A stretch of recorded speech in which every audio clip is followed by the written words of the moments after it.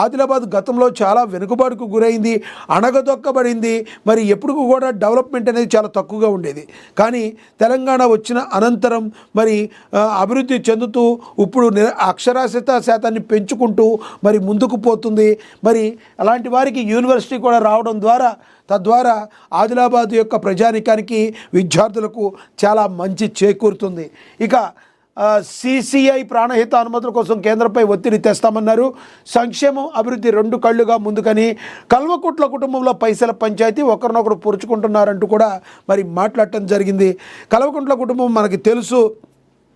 కవిత కావచ్చు, కేటీఆర్ కావచ్చు, హరీష్ రావు కావచ్చు, మరి ఒకరిపై ఒకరు విమర్శనాస్త్రాలు సంధించుకుంటూ గతంలో వాళ్ళు చేసిన తప్పుల్ని వాళ్ళే బయట పెట్టుకోవడం వలన ఎక్కువగా వాళ్ళు ప్రజల్లో చులకనవుతున్నారనే మాట మనం కూడా రోజు చూస్తూనే ఉన్నాం.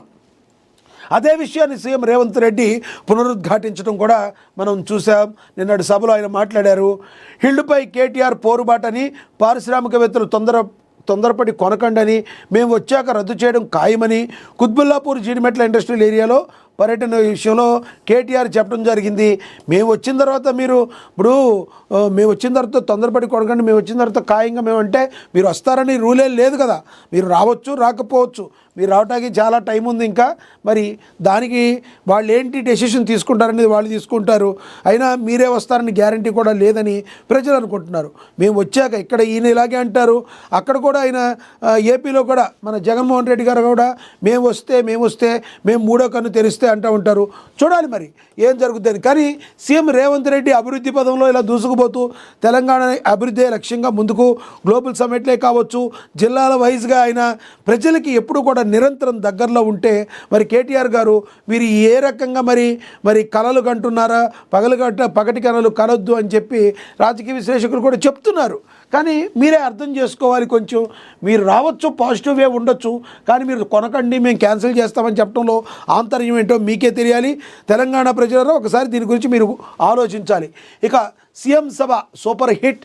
ఆదిలాబాద్ సభకు జనసందం, సీఎం హర్షం, మంత్రులు నేతలకు అభినందనలు. ముఖ్యమంత్రి రేవంత్ రెడ్డి ఆదిలాబాద్ సభ సూపర్ హిట్ అయింది. ఆదిలాబాద్ సభకు పెద్ద ఎత్తున జనం హాజరు కావడంపై సీఎం ఎంతో సంతోషాన్ని వ్యక్తం చేశారు. తాను ఇప్పటిదాకా హాజరైన అన్ని సభల కంటే ఆదిలాబాద్ సభకు జనం బాగా వచ్చారని సీఎం సభావేదికపైనే ప్రకటించారు. ఇప్పటిదాకా హాజరైన అలాగే సీఎం మాట్లాడినప్పుడు కూడా ప్రజలు హర్షధ్వానాలు ప్రకటించారు. సభకు పెద్ద ఎత్తున స్పందన వ్యక్తం కావడంపై మంత్రులు సంతోషం వ్యక్తం చేశారు.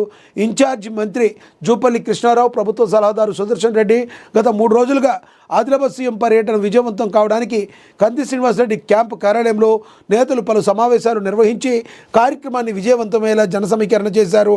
సభా ప్రాంగణం నిండిపోవడంతో పెద్ద ఎత్తున ప్రజలు సీట్లు లేక నిలబడిపోయారు.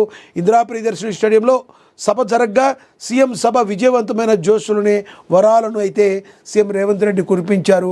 మరి కంది శ్రీనివాసరెడ్డి మరి కార్యాలయం ఏదైతే ఉందో అక్కడ జూపల్లి కృష్ణారావు కావచ్చు, ప్రభుత్వ సలహాదారు సుదర్శన్ రెడ్డి కావచ్చు, సభను ఏ విధంగా జరపాలి అని మరి అక్కడ ఒక రకంగా పథకాన్ని రెడీ చేసుకుని తద్వారా జన సమీకరణ చేసి ఆ జనాలకి ఇక్కడ కూర్చున్న చైర్లో కూడా మరి చైర్స్ కూడా లేకపోవడంతో నుంచుని పోయేంత కిక్కిరిసిపోయేంత జనాలు రావడం కూడా ఒక రకంగా మరి పెద్ద ఎత్తున ప్రజలు అక్కడికి చేరుకోవడం అనేది శుభపరిణామం. అంతటి శుభపరిణామంలో స్టేజ్ మీదే మరి రేవంత్ రెడ్డి ప్రకటించడం, ఇన్ని వరాల జల్లు కురిపించడం, ఇలాంటి సభ నేను ఇంత మరి ప్రజల్ని ఇప్పటి వరకు నేను చూసిన